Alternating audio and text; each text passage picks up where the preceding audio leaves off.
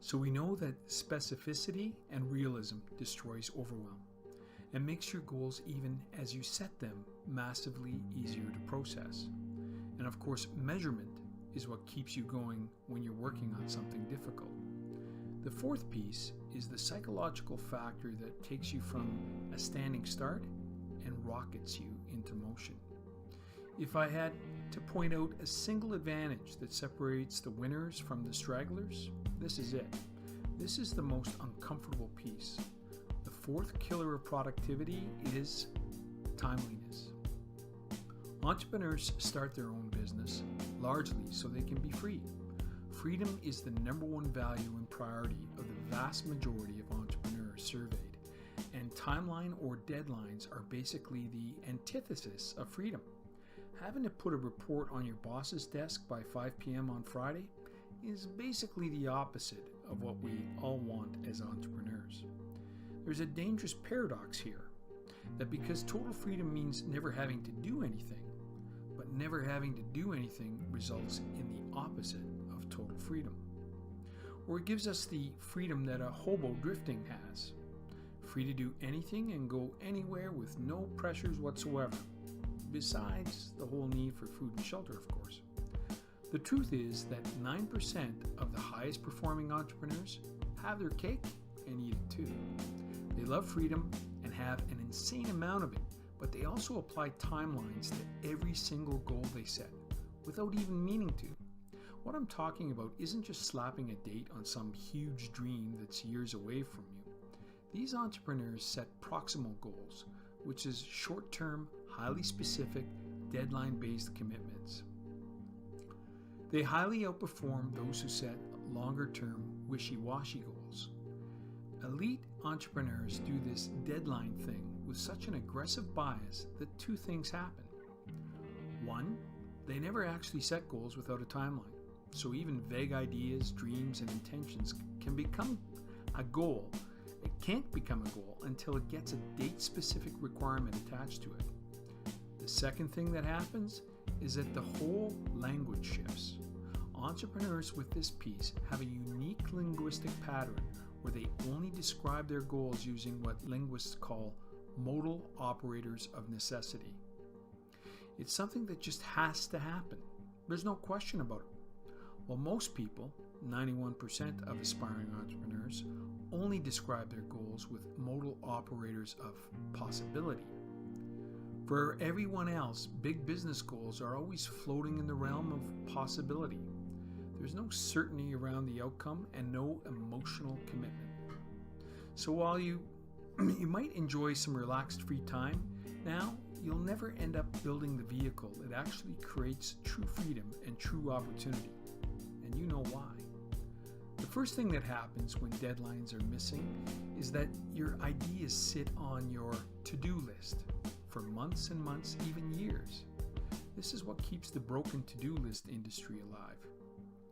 People leave their goals marinating on a task list in notebooks or in some planning software for so long they end up practically growing mold. Also, time and time again, we found that business owners start worrying that they don't have the passion to succeed in their business. The problem with all of this is that if this is you, you end up believing that if you can just find your passion, it will change everything. It's what you're destined to do as an entrepreneur, and if you can find it, all your motivation and discipline problems will just vanish. People who have these beliefs, even at an unconscious level, will likely go on for years, searching and temporarily getting hyped up and passionate about the one thing, thinking, hey, this is it, only to lose it again. The truth is, it's easy to be passionate when you're winning. Last but not least, a lack of deadline psychology causes the ultimate rut, even for veteran business owners, because all new projects take you outside of your comfort zone by trying bold new strategies and testing business growth tactics. The tendency is for those things to always make their way to the bottom of the priority list. A previously healthy company and entrepreneur can get stuck in a rut doing the same stuff again and again as the market shifts, evolves, and changes around them. while competitors eat away at their market share, ultimately leaving them with nothing. As always, on the surface level of this stuff sounds pretty bad, but when we take a look at the deep end impact of long-term struggle with timeline problems, we get a much more significant and complete picture of how entrepreneurs can be decimated by this issue. The first interesting finding we made is that entrepreneurs with this problem end up having a very peculiar appearance to other people in their lives, particularly colleagues or other business owners. They appear to be waiting or on pause, forever frozen around their biggest business goals. What I mean by that is whenever anyone asks you what you're up to, it always comes across as, I'm going to launch this thing, or I'll finally do that thing when XYZ happens. The people who care about you most start to become concerned, as it appears to them that, quite rightly so, you're not actually moving forward in the periods between you see each other. The other thing that happens is that entrepreneurs start to believe a false narrative about their industry having a natural plateau or some kind of real limitation on how successful you can actually be. They start saying things like, businesses like ours just can't do numbers bigger than X, or there's no future in this market. They start assigning blame for their stuckness to external sources like competitors, the marketplace, or even blaming their actual customers. Lack of the timeline mindset is also responsible for one of the biggest stresses in an entrepreneur's life, what we call roller coaster revenue or roller coaster paychecks. That's where entrepreneurs have, been bragging about the clients or deals they have in the pipeline. Some of these people end up even having heart palpitations because they have months where they can barely make their own payroll. Their financial results are up one month, down another, and it's incredibly stressful in the worst cases. This whole situation can snowball to a place where they have put themselves and their business into a deep hole. The problem is, at the bottom of the hole of financial stress and worry, you start to demand more and more success from that to-do list, the one that you've had for months or years, to be a miracle that saves you and fixes all your problems. Business owners report that they eventually unable to hide their inactions from others, and that they start to appear desperate, which in turn makes their friends, family, and colleagues who could help them deeply uncomfortable. The reality of not having this deadline thing built in your mind in its harshest of everything we covered so far. You are powerless to create a meaningful change in your life and business. Eye-opening or what? My guess is that you're having an experience of realizing how powerful and dangerously overlooked some of these incredibly simple ideas are. The entrepreneurs who we have exposed this stuff to report that they're shocked by the fact that nothing they really are learning is entirely new to them, but that they're seeing things about themselves and their thinking and behavior which they never ever expected to be made aware of. So let's hit the fifth piece one right away. People perform better under observation. From our prehistoric roots to our increasing complex social groups today, our brains are motivated to be liked and look good to others. That's why people perform better under observation. The social pressure of knowing that someone is watching pushes us harder to do our very best. We simply want to look good. The fifth piece we discovered, and the unfair advantage that keeps a tiny few entrepreneurs light years ahead of everybody else, is simply accountability. As always, it's a symptom of the age we find ourselves in. The technological revolution has made it easier than ever to start businesses, and that same technology is giving aspiring entrepreneurs more freedom than we could ever imagine. It truly is the age of the digital, work-from-home, location-independent entrepreneurship. You can build a 7-figure business on a laptop from your basement. The downside? It can be lonely. Technology has made us more empowered than ever and more isolated than we will ever be, and the people this affects most are small business owners. The highest achievers in the world, the people with the true freedom to live in any way they like to and do anything with their own style, have surrounded themselves with a web of accountability. That doesn't trap them, far from it. It actually elevates them. It lifts them up and brings them into a high-performing mindset. The elite few seem to use accountability to elevate themselves into the zone, like it's simply an appointment in a calendar. Have you ever had a phone call or meeting with a fellow entrepreneur or even a customer and just got so pumped for no reason at all? Have you ever come flying back home with your head stuffed with ideas and the energy to implement them? Imagine that feeling every single day. That's the reality for the highest performing entrepreneurs of the world, and that's what keeps them in a position at the top. The research on the subject is overwhelmingly one-sided. Again and again, scientists are proving that in just about any aspect of life, accountability is the game-changing ingredient when it comes to driving human performance. In studies like the one Carlo Di Clement of the University of Maryland did, which specifically targeted difficult behavior and have it changed, it was proven that people who had support from others did better. Another study showed that, and I quote, people undergoing cognitive therapy found that resolutions were more likely to be kept if they were made in the presence of other people. And it's not just psychologists proving this stuff. You know, you have something major when economists are replicating similar findings, such as Dean Carlin, an economist from Yale, who did this huge study measuring the effects of financial incentives and behavior change in over 2,000 people.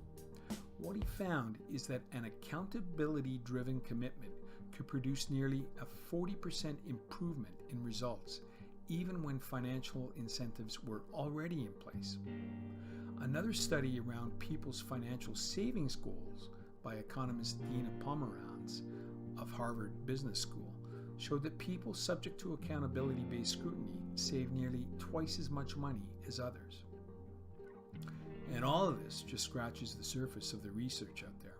What we've uncovered at Sincera about the masses of people who struggle with a lack of accountability is a life that looks like this. Some people simply have zero accountability. They're isolated, lonely, with no one to pull them out of their doubts and uncertainty. For a huge number of entrepreneurs, this is a way of life. They feel as though they're operating in some kind of void, and they describe the sensation as becoming increasingly disconnected from the everyday world. The other reaction to an accountability problem that we've seen is when people try to hold themselves accountable by playing mind games with themselves. This is where people invent weird reward systems and engage in crazy mental bargaining with themselves to be persuaded or bribed so that you can actually get work done. This is the literal definition of self-sabotage and internal conflict. People in this space are literally fighting with themselves. Other people try to fix their accountability problem by trying to get it from a friend. The idea is that they can recruit someone else to be their accountability cheerleader to enthusiastically drive them onward and onward.